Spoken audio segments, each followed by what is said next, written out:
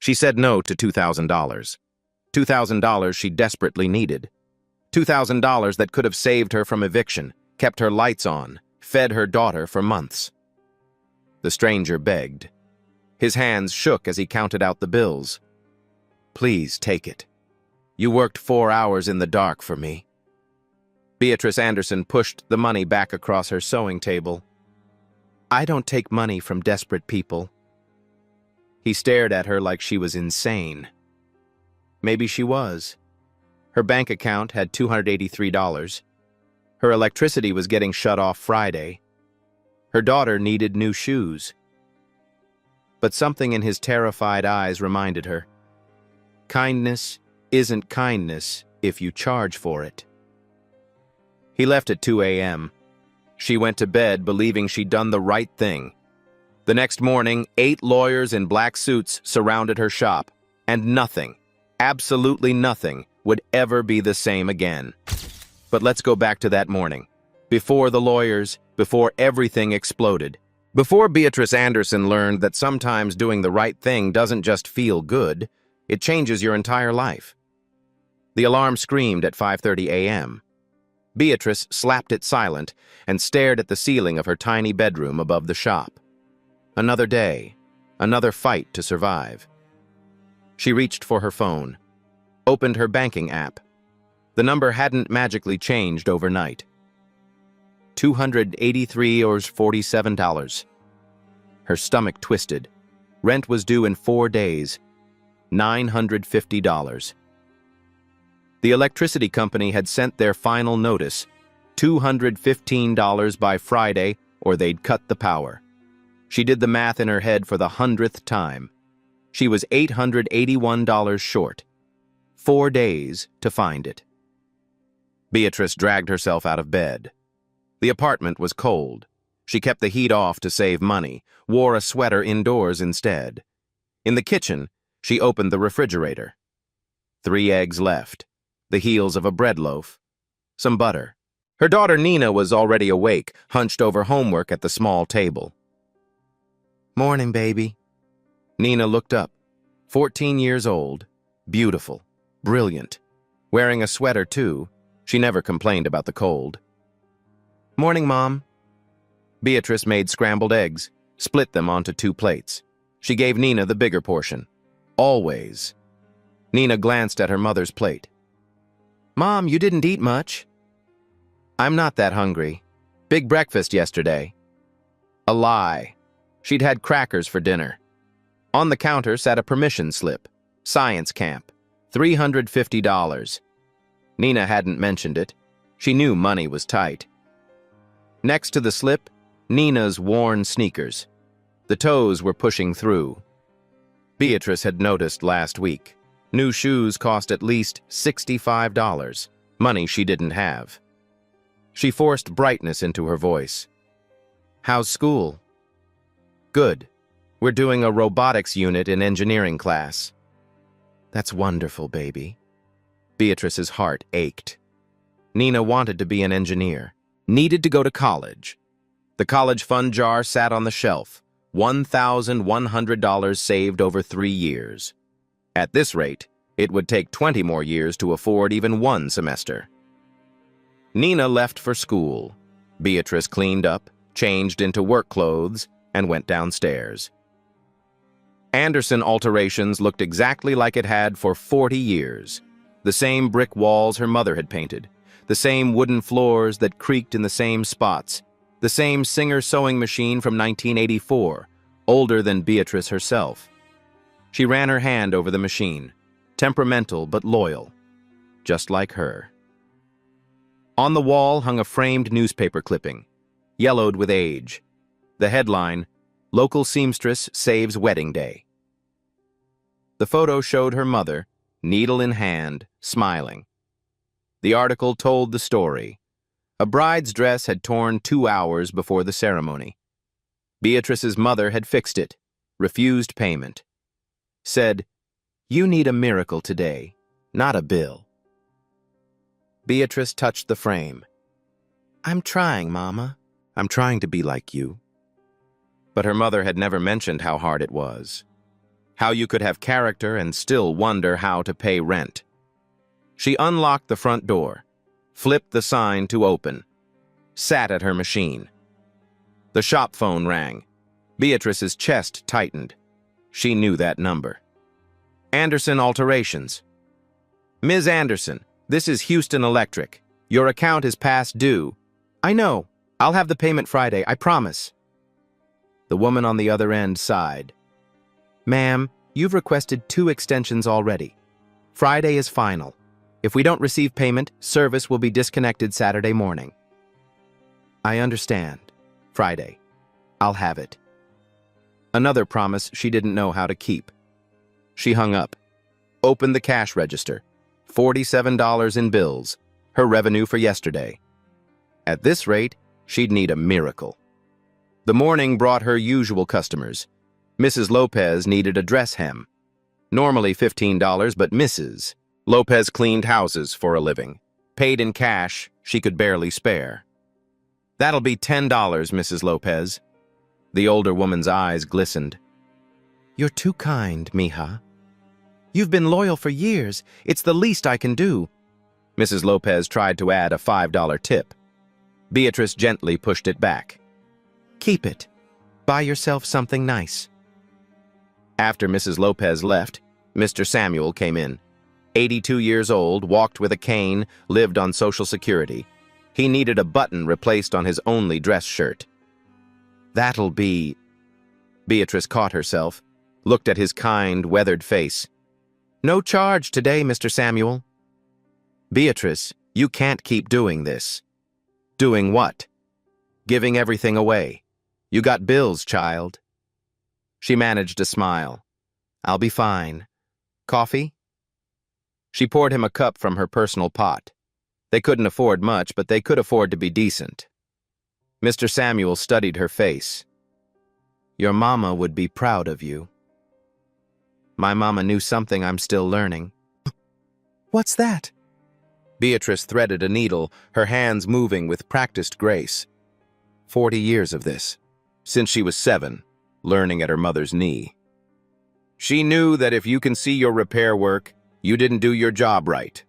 And if someone can see your struggle, you didn't carry it with enough dignity. Mr. Samuel shook his head. That's a heavy load, baby girl. It's the only load I know how to carry. By 8 p.m., Beatrice had made $130. She deposited it mentally into the impossible math. Still $751 short. She had one job left. Mrs. Carter's dress alteration. $25. Already paid, already spent on last week's groceries. She'd finish it tonight. Go to bed. Wake up tomorrow. Figure something out. That was the plan. Until 8:58 p.m. Until everything changed. The knock came at 8:58 p.m. Not a normal customer knock. Urgent. Almost desperate. The kind of sound that makes your heart jump. Beatrice looked up from Mrs. Carter's dress. Through the window, she could see rain starting to fall. The weather alert on her phone had warned about storms tonight. The knocking came again. Harder. She hesitated. A woman alone. Late at night. Bad neighborhood. Every instinct said lock the door and ignore it. But then she saw his face through the glass. A man, maybe early 50s, soaked through. No umbrella. And the look on his face, not angry, not entitled, terrified. She walked to the door, cracked it open with the chain still on. Please! His voice broke. I know it's late, I'm so sorry. But I saw your light still on and every tailor in the city is closed and I'm desperate. Beatrice studied him. Expensive suit, but the shoulder seam was completely torn. The lining hung out like a wound. His hands were shaking. What happened? I flew in for a meeting tomorrow, 8 a.m., the most important meeting of my life.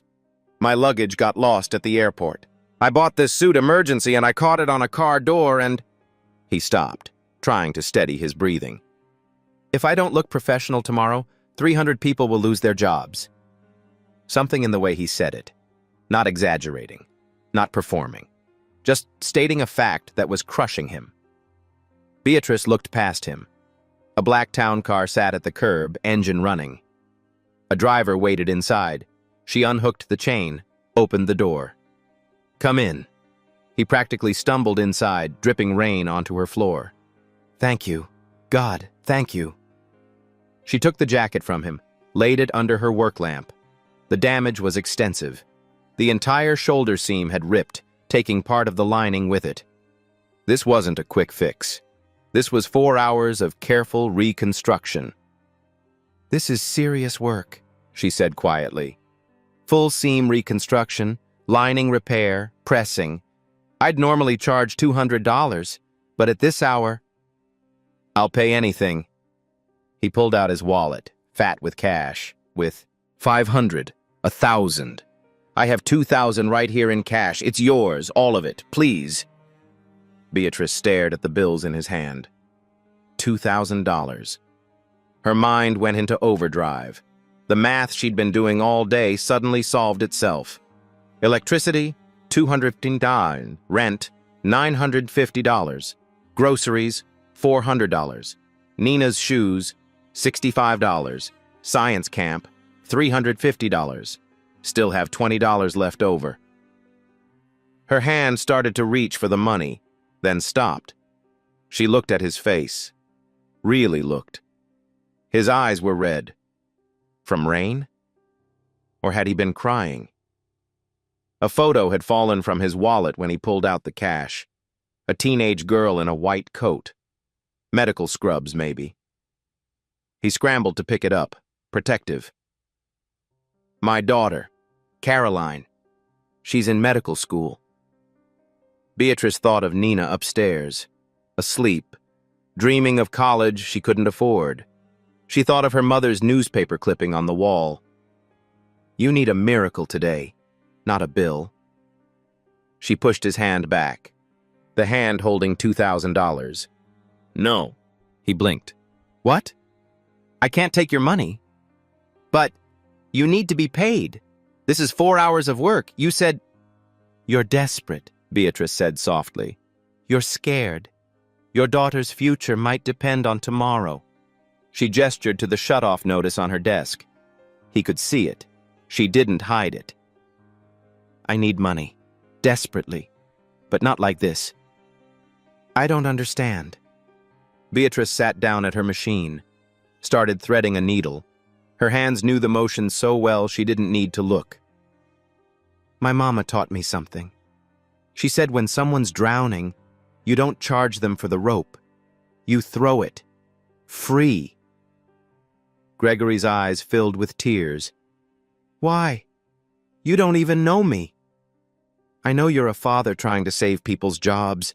I know you showed me your daughter's picture like she's your whole world. I know you're standing in my shop at 9 p.m. in the rain because you're out of options." She looked up at him. "That's enough." "But the bill's on your desk." "I'll figure it out. I always do." She managed a tired smile. "Now take off that jacket. We're burning 4 hours of night." He sat down hard in the chair across from her, put his face in his hands. His shoulders shook. "Thank you," he whispered. "I don't deserve this." "Kindness isn't about deserving, Mr. Gregory. Just Gregory." "Okay, Mr. Gregory. Now tell me about this meeting while I work." Outside, the storm intensified. Thunder rolled. The lights flickered once. Beatrice lit 2 candles just in case. She'd done this before. Hurricanes, blackouts, late nights when the power company shut her off. She could work in the dark if she had to. For the next 4 hours, neither of them knew that this moment, this choice, would change everything. But it would. The needle moved through fabric like a promise being kept. Beatrice's hands worked with the kind of precision that comes from 40 years of practice. Remove the damaged stitching, carefully. One thread at a time. Don't rush. Rushing ruins everything. Gregory watched from his chair, mesmerized. "You make it look like surgery." "It is surgery," Beatrice said without looking up. "Just on fabric instead of people." She examined the lining. Cheap thread on expensive fabric. That's why it had failed. Someone had cut corners on a $1,000 suit. Whoever made this used the wrong thread. That's why it ripped so easily. Gregory leaned forward. Can you fix it? I can fix anything. The question is whether it'll hold. She selected a spool from her collection. Heavy-duty polyester. The good stuff. But with the right materials, it'll be stronger than new. 9:47 p.m. 3 hours and 13 minutes until she had to be done. Outside, the rain became a downpour. Thunder cracked loud enough to rattle the windows. Gregory flinched. This storm, it'll pass. They always do. Beatrice's needle never stopped moving.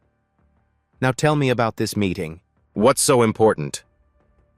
He was quiet for a moment. Then, it's a merger. My company with another. $800 million. Beatrice's hands paused for just a second. 800 million. She couldn't even imagine that much money. If it goes through, 3 factories stay open. 300 people keep their jobs, keep their insurance, keep their homes. And if it doesn't? They close. Everyone gets laid off right before the holidays. Beatrice resumed stitching. So tomorrow isn't about you.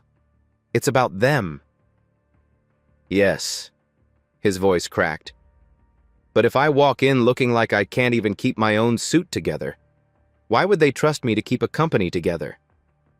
Because appearance isn't everything. In my world, it's almost everything. She glanced up at him. Then your world needs better priorities. Gregory laughed. Actually laughed. The sound surprised both of them. You're right, he said. You're absolutely right. 10:15 p.m. The lights flickered, once, twice, then died completely. Darkness swallowed the shop. Oh no, Gregory started. Drawer on your left, Beatrice said calmly. Candles. Matches too. He fumbled in the dark, found them, lit 6 candles. The warm glow filled the small space. Beatrice was already repositioning her work under the candlelight. Been through this before. Hurricane Rita, Hurricane Harvey. Can't let a little blackout stop progress. How can you even see? My fingers remember. She threaded the needle by feel, continued sewing. Your eyes adjust. Give it a minute. Gregory watched her work by candlelight, the needle catching the flame's reflection with each pass. Her face was completely focused, peaceful even. How long have you been doing this? He asked quietly. Since I was 7. Mama taught me. She learned from her grandmother. That machine. He gestured to the singer. It's older than both of us. Beatrice smiled, patted it like a pet. 41 years old. Still runs perfectly. They made things to last back then. Things and values. Your mother. She taught you more than sewing, didn't she? Beatrice's hands slowed. She taught me that every stitch is a promise that you care, that you see the person who'll wear this, that you respect them enough to do it right. She looked at the newspaper clipping on the wall, barely visible in the candlelight. See that article? That was Mama. Wedding day, 1998. The bride's dress tore 2 hours before the ceremony. Mama fixed it. Worked 3 hours straight. The bride tried to pay. Mama refused. Why? Because the bride was crying.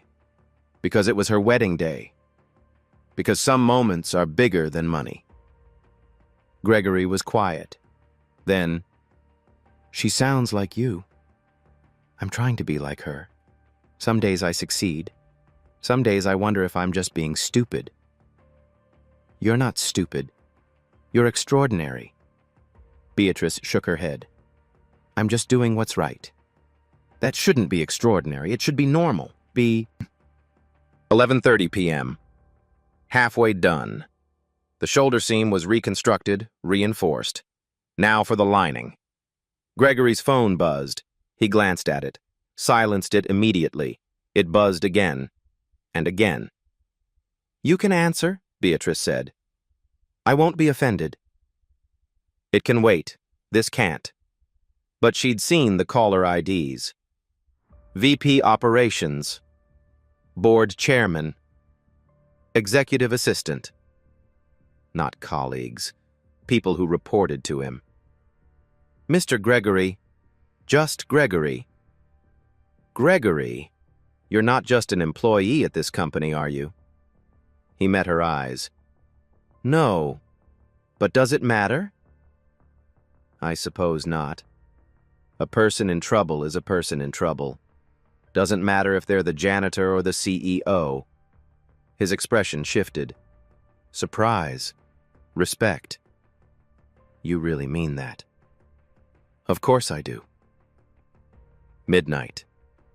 The power came back on. The sudden brightness made them both squint. Beatrice held up the jacket under the fluorescent lights, inspected every inch. The repair was invisible. Perfect. Structural. "One more hour," she announced. Gregory stood, stretched, walked to her side. "Can I help?" "Hold this section taut while I secure it." He did. Their hands worked together, his following her quiet instructions, holding fabric, passing scissors, adjusting the lamp angle. "I haven't made anything with my hands since I was a kid," he said softly. "What did you make?" "Model airplanes with my grandfather. He was a factory worker, made steel. Honest work. He used to say, 'If your name's on it, make it worthy of your name.'" Beatrice smiled. "Mama said the same thing." They worked in comfortable silence. Two strangers who'd found an unexpected rhythm. A temporary partnership born of necessity but feeling like something more. 12:45 a.m. Gregory told her about Caroline, 22 years old, Johns Hopkins, pre-med, works 2 jobs while studying. "She refused my help, said she wants to earn it herself." "She sounds like someone I'd like to meet." "She'd love you. She believes in hard work, in dignity, in doing things right." He paused. "She's better than me." "She learned from you?" "No, she learned despite me." Beatrice glanced at him. "Give yourself more credit." 1:03 a.m. Final stitches. Beatrice's concentration was absolute, every movement deliberate. This wasn't just a repair anymore. It was a promise kept.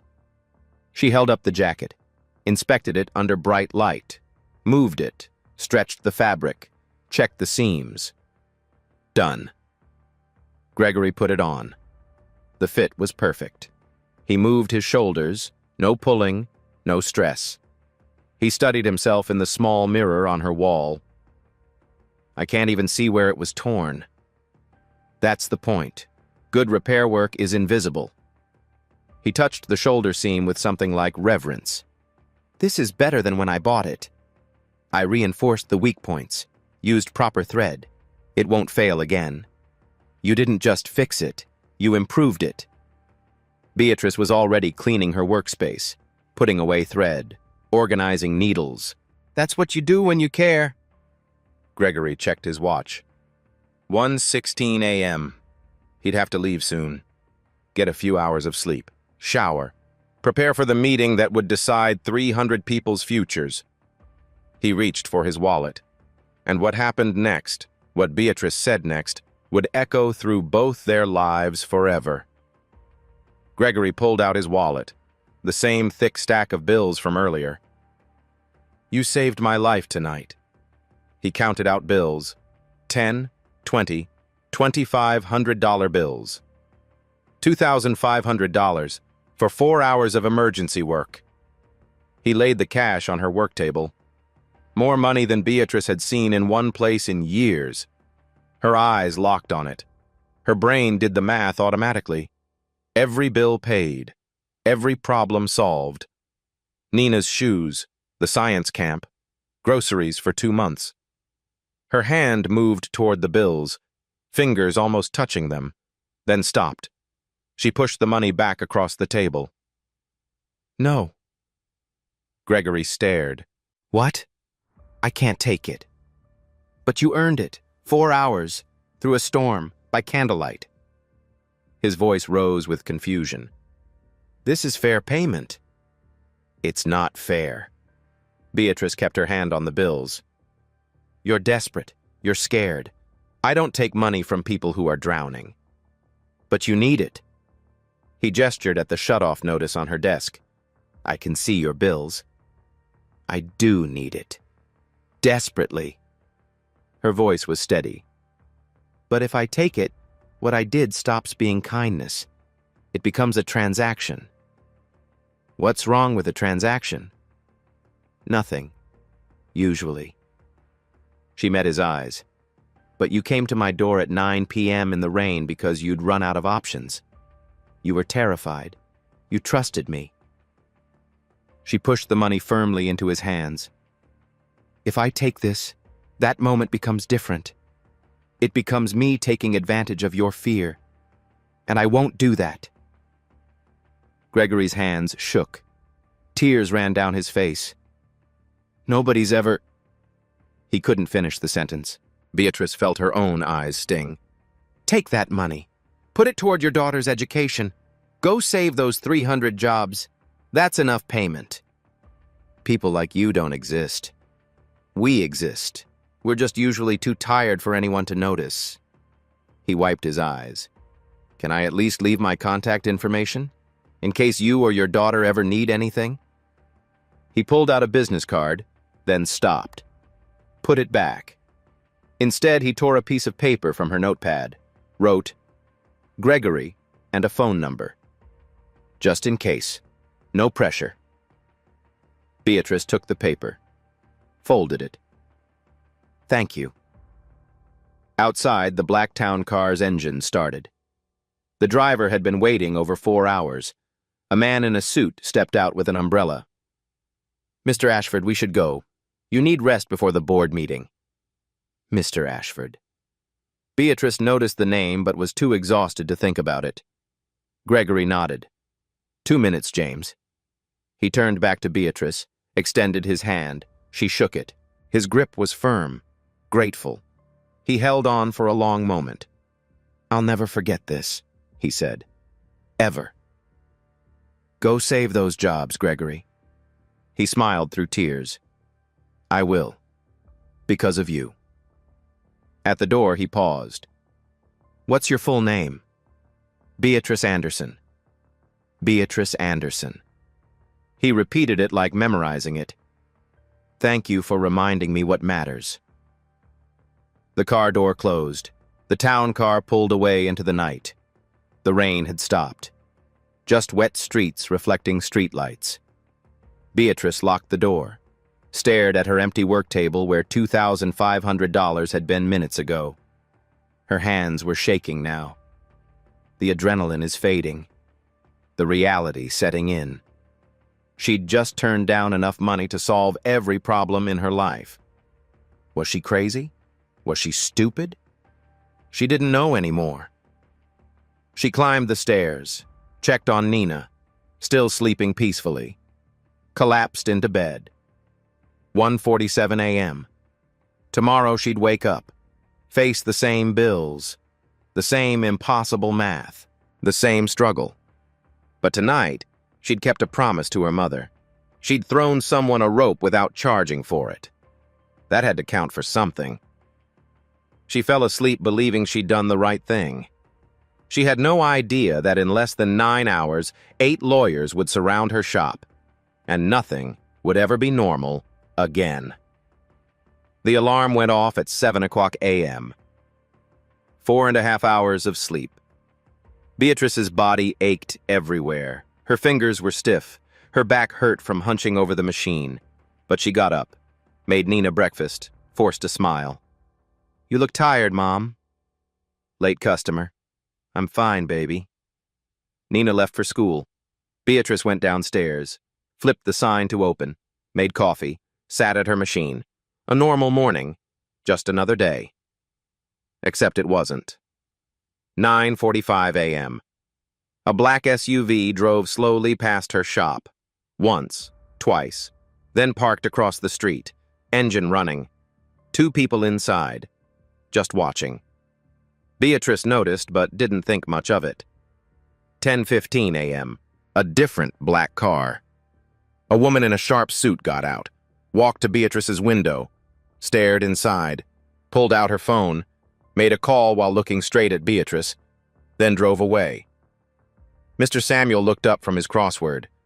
That was strange. Very strange, Beatrice agreed. Her phone rang. Unknown number. Anderson Alterations. Is this Beatrice Anderson? A man's voice, professional, cold. Yes, who's calling? Please confirm your business address. Beatrice gave it, confused. What is this about? You were open last night? Around 9 p.m.? Her stomach tightened. I had a late customer, why? Thank you for confirming. Click. Beatrice stared at her phone. What was that? 10:42 a.m. Nina called, voice scared. Mom, there's a weird car outside school. A man came to the office asking about me. The secretary called security. Beatrice's heart dropped. What did he want? Questions about our family, our address? Mom, I'm scared. Stay inside. Don't leave with anyone but me. Beatrice called the school. The secretary confirmed it. A man in a suit. Had credentials from a law firm. What law firm? Ashford something. Ashford. Like the driver had called Gregory last night. Mr. Ashford. Beatrice's hands started shaking. 10:47 a.m. All 3 vehicles' doors opened at once. 8 people stepped out. Dark suits, briefcases, moving toward her shop in formation. Beatrice backed away from the door. Mr. Samuel stood. Beatrice, I'm calling 911. The lead man reached her door, opened it. Ms. Beatrice Anderson? Her voice trembled. Who are you? He pulled out credentials. Richard Sterling, Senior Legal Counsel for Ashford Industries. We need to speak with you immediately regarding last night. I just fixed a suit. Beatrice's voice cracked. I didn't do anything wrong. His expression was unreadable. We know. That's exactly why we're here. Close your shop, now. Richard Sterling's voice left no room for argument. Beatrice looked at her customers. Mrs. Lopez clutched her purse. Mr. Samuel had 911 dialed on his phone, finger hovering over the call button. I'm not closing anything until you tell me what's going on. A woman stepped forward, tailored suit, confident. Ms. Anderson, I'm Melanie Brooks, VP of Communications. What we need to discuss is sensitive. We need privacy.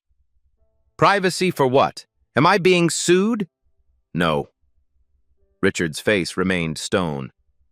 But we need to talk about Gregory Ashford and what you did for him last night.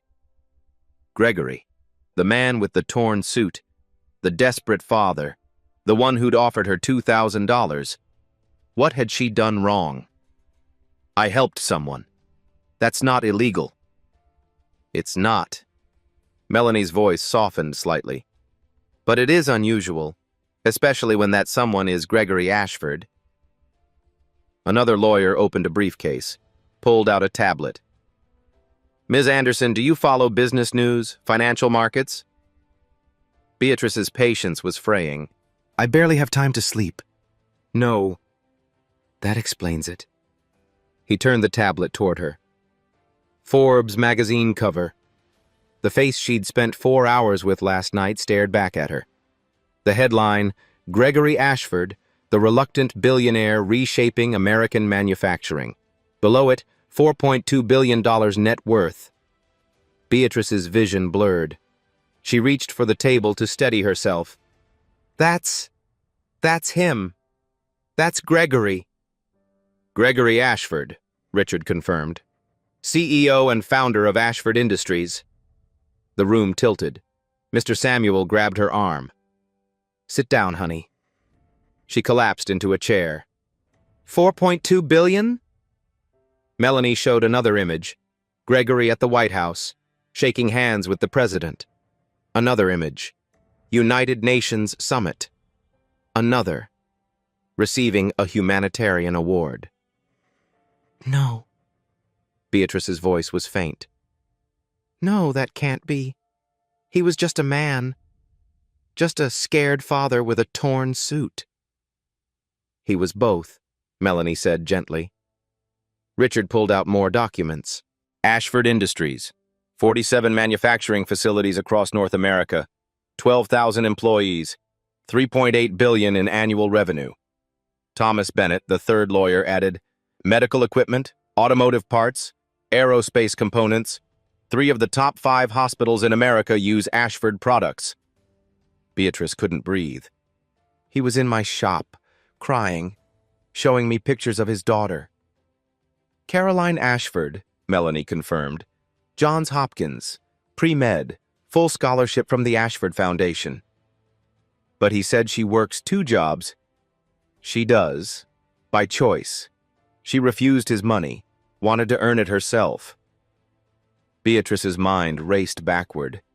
The expensive watch, the private driver, the phone calls from board chairman and VP operations, the business card he'd almost shown her. The meeting this morning, she whispered. He said 300 people would lose their jobs. The merger with Halston Medical Group, Thomas confirmed. $800 million, 3 facilities on the line. He wasn't exaggerating. Richard showed her a news article. Ashford Industries Board approves historic merger, 300 jobs saved. The timestamp, 10:00 a.m. this morning. He did it, Beatrice breathed. He saved them. Because of you. Melanie's voice was firm. I just fixed a suit. No. Richard leaned forward. You did something much more important. He showed her an email. From Gregory Ashford. To Executive Leadership Team. Sent 3:17 a.m. The subject line, What I Learned Last Night. Beatrice's hands shook as she read. Last night, I met someone who reminded me what leadership actually means. A woman who had every reason to say no, said yes. Who had every reason to take money, refused it. Who chose dignity over survival. I've spent 25 years building this company. Tonight, a seamstress taught me more about character than I learned in all those years. Tomorrow, I walk into that boardroom remembering, it's not about the bottom line, it's about the people. Gregory. Tears blurred Beatrice's vision. He wrote this? About me? He sent it to 200 executives at 3 a.m., Melanie said, before the board meeting. He told them your story. Thomas pulled up board meeting minutes. Direct quote from the chairman. Mr. Ashford's composure and clarity were remarkable. When challenged on the merger's risks, he spoke about leadership, character, and responsibility in ways I've never heard from him. Another board member noted, Richard added, something changed in Gregory. He seemed human. Beatrice was crying now. I was just trying to help. That's exactly what changed him, Melanie said. You treated a billionaire like a person. You saw his fear, not his bank account. You gave him what money can't buy, dignity. Richard showed another screen. Twitter. Multiple trending hashtags. The suit that. Saved jobs. 47,000 tweets. Billionaire. And seamstress. 89,000 tweets. News headlines scrolling. Mystery seamstress saves Ashford deal. Houston Tailor becomes overnight sensation. The woman who said no to $1,500. How does anyone know about this? Beatrice whispered. Gregory told the board, Thomas explained. Someone leaked it to the press. It went viral in 2 hours. Beatrice stood up too fast. The room spun. This can't be real. I'm nobody. He's a billionaire. This doesn't make sense. Her knees buckled. Melanie and Mr. Samuel caught her. They lowered her back to the chair. Melanie pulled out smelling salts. Beatrice came 30 seconds later. "I'm sorry, It's a lot to process," Melanie said kindly. "Why are you here?"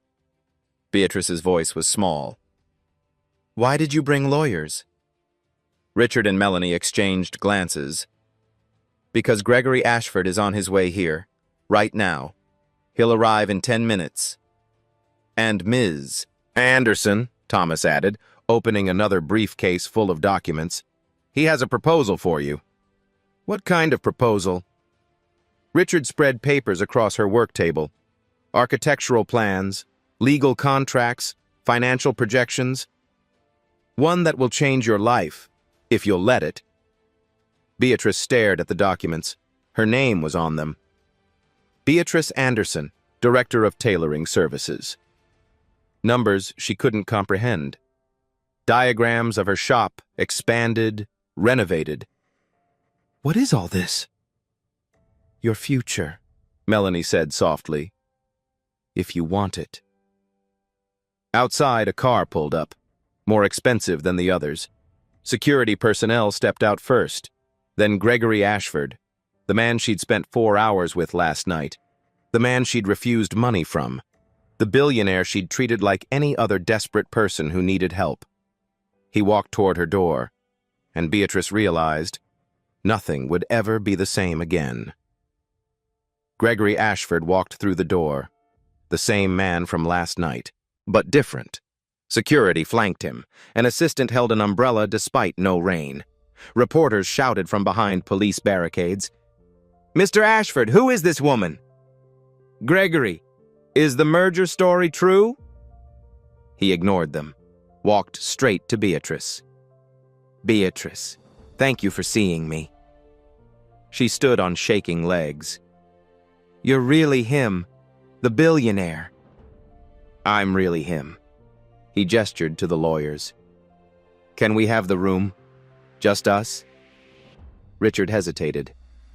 "Sir, the contracts can wait, please." The lawyers stepped out. Mr. Samuel started to leave.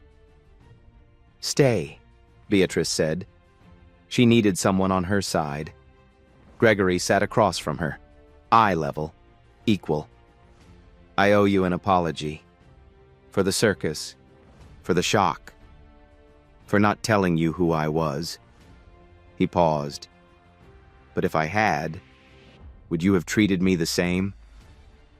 She thought about it. "No, I would have been nervous. Different." "Exactly. I needed someone to see me, not my money. Just me. You did that." "I just fixed a suit." "No, you fixed me." "You fixed..." He pulled note cards from his pocket. His handwriting covered them. "My presentation notes from this morning, written at 4 a.m. after leaving you." He spread them on the table. Character over capital. Dignity over dollars. People before profit. "Every argument came from our conversation," Gregory said. "When the chairman challenged me, I didn't cite data. I told him about you." Beatrice's breath caught. "You told them?" I said, "Last night someone gave me everything when I had nothing to offer. She trusted me. Risked her time for 300 people she'll never meet. If she can do that, we can do this." His voice cracked. The room went silent. Then the chairman voted yes. Tears streamed down Beatrice's face. 300 families still have jobs because you said no to money. Mr. Samuel wiped his eyes. Gregory took a breath. "Last night, you gave everything and asked for nothing. Today, I'm asking you to accept something. Not payment. Partnership." "Partnership?" He called the lawyers back. They spread documents across her table. Architectural renderings, legal contracts, financial projections. "What is this?" Beatrice whispered. Gregory stood beside her. "Ashford Industries has 12,000 employees. Not one has access to quality tailoring. I want to change that. I want you to lead it. Lead what? Ashford Employee Services, Tailoring Division. You as director and 30% equity partner. 30%? You're not my employee. You're my partner. Melanie showed renderings. We preserve Anderson alterations. Your mother's machine stays. Her photo stays. The name stays. But we expand. 6 workstations. Modern equipment. Training center. Thomas added, investment, $2.1 million. Beatrice sat down hard. $2 million? For our flagship, Gregory said. Richard continued. You hire 10 local tailors. Starting salary, $45,000 with full benefits, health insurance, retirement, paid training. Melanie showed projections. Year 3, 150 jobs nationally. Thomas pulled another document. Every Saturday, free tailoring for job seekers, interview suits, professional alterations, funded by Ashford Foundation. Beatrice stared. Free services? Like you did for me, Gregory said. You taught me. That's when it matters most. Richard laid out financials. Your salary, $120,000 annually, plus profit sharing. Projected year 3, $80,000 to $150,000 additional. Beatrice couldn't process it. I make $31,000 now. Gregory knelt beside her chair. There's more. The Ashford Foundation Scholarship. Full ride for Nina. 4 years. Any university. Beatrice couldn't speak.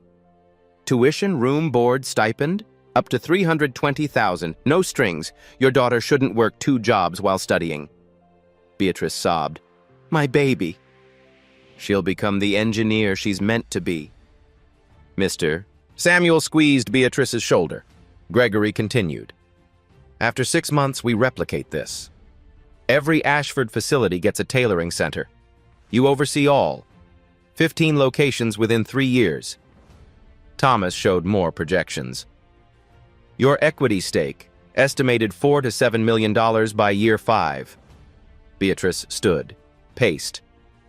This is too much. I fixed 1 suit. You fixed a man, a company, 300 families. I was just being decent. And decency is so rare that it changed everything. She faced him. I'm not qualified. I've never run anything big. You've run this shop for 12 years through the hardest economy. You've maintained quality while barely surviving. That's exactly who should lead this. I don't have a degree. You have mastery, integrity, vision. Beatrice looked at the papers. Her name is everywhere. Can Nina be here before I decide? Of course. 20 minutes later, Nina burst in, saw the crowd, her mother's tears. Mom, what's wrong? Beatrice explained everything. Nina's eyes grew wider. Mom, this is your dream. Grandma's dream. It's scary, baby. Nina took her hands. You worked 4 hours in the dark for a stranger. You can do anything. Beatrice looked at Gregory, at the contracts, at Nina's hope. She picked up the pen. Her hand shook. You're not signing your life away, Gregory said. You're signing into it. Beatrice Anderson signed. Once, twice, 10 times. Richard smiled. Welcome to Ashford Industries, Director Anderson. Gregory pulled out a small box. Professional sewing kit. Gold scissors. Finest thread. Card inside. Every master craftsperson deserves master tools. Gregory. Beatrice held the scissors, cried. It's too beautiful. You're too talented to struggle anymore. Let me fix that. She looked at Nina, at Mr. Samuel, at Gregory. At her future, it is impossible and real. She'd said no to $2,000 and gained everything. 6 months later, the neighborhood didn't just change, it transformed. Month 1, construction. The first day, construction crews arrived at 6 a.m. Beatrice stood on the sidewalk, coffee in hand, watching them work. They preserved the original brick facade. Her mother would have wanted that. But inside, everything expanded. Walls came down, space doubled. Light flooded in. Her mother's Singer sewing machine got a place of honor. A custom glass case, illuminated. A brass plaque beneath it. Emma Anderson, Master Seamstress, 1952-2019. Her hands built this legacy. Beatrice touched the glass. Can you see this, Mama? 8 new industrial machines arrived. A steam pressing station. A fabric library with hundreds of materials. Training desks. Computer stations for orders.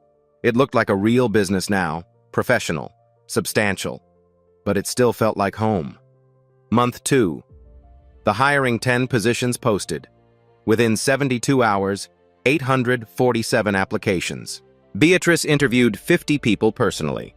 Asked each one, "Why do you sew?" The answers told her everything. She hired 10. Maria Rodriguez, 58. Laid-off factory worker. 30 years of experience. Hands that knew fabric like Beatrice's did. James Washington, 26. Fashion design degree. Couldn't find work. Desperate for a chance. Dorothy Carter, 61. Retired alterations specialist. Came out of retirement to be part of something meaningful.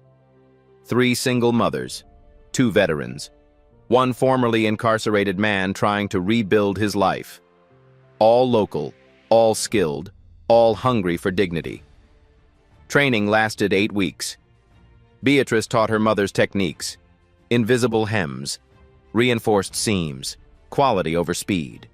But more than technique, she taught philosophy. Every garment has a person inside it. Respect the person. Graduation day, families attended, certificates handed out, tears everywhere. Maria hugged Beatrice. I thought I was too old to start over. You gave me my life back. Month 3. Grand opening. 400 people showed up. The block couldn't contain them. Police closed the street.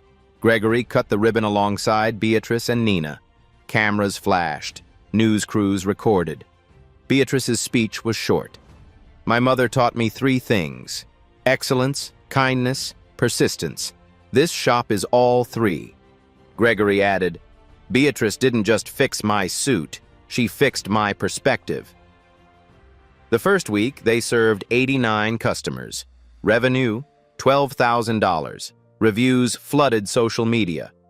Best alterations in Houston. They remember your name. It's not a shop, it's a family. Month 4, Free Services Program. The first Saturday, 23 job seekers arrived. People who needed interview clothes but couldn't afford alterations. Beatrice and her team worked 12 hours straight. No breaks, pure joy. They fitted suits, fixed hems, adjusted shoulders, gave styling advice. Each person left looking professional, confident, ready. Marcus, a veteran, stood in front of the mirror. His suit fit perfectly now. He stood taller. I forgot what pride felt like, he whispered. Janelle, a single mother, tried on her altered blazer. I have a law firm interview on Monday. Now I look like I belong there. By month 4, 87 people served free. 61% got jobs within 30 days. The data was undeniable. Good clothes opened doors. Month 5, Nina's future. The acceptance letter came from Howard University. Full ride. Pre-med track. Beatrice and Nina cried in each other's arms for 20 minutes. Grandma would be so proud of you, Mom. She'd be proud of us both, baby. The Ashford Foundation Scholarship, $320,000, 4 years covered. Books, housing, everything. Nina would become a doctor without debt, without struggle. The cycle was breaking. Month 6, national expansion. The Philadelphia location opened at Ashford Industries headquarters. Beatrice cut another ribbon. The press covered it. Employees cheered. 8 new local hires trained by her Houston team. The model replicated perfectly.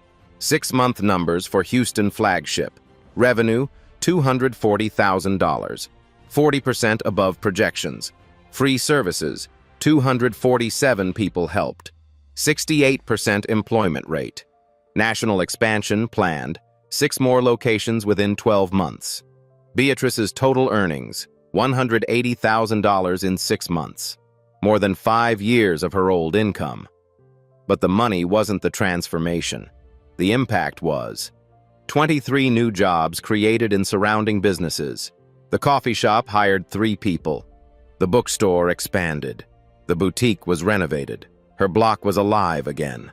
The landlord who'd threatened to sell partnered with Ashford to preserve community character instead. Gentrification was happening, but now it included the community, not erased it. Media coverage exploded. Forbes profile, 30 people changing business for good. Mayor's Award, Community Leadership. Governor's Letter of Commendation. Beatrice was uncomfortable with attention.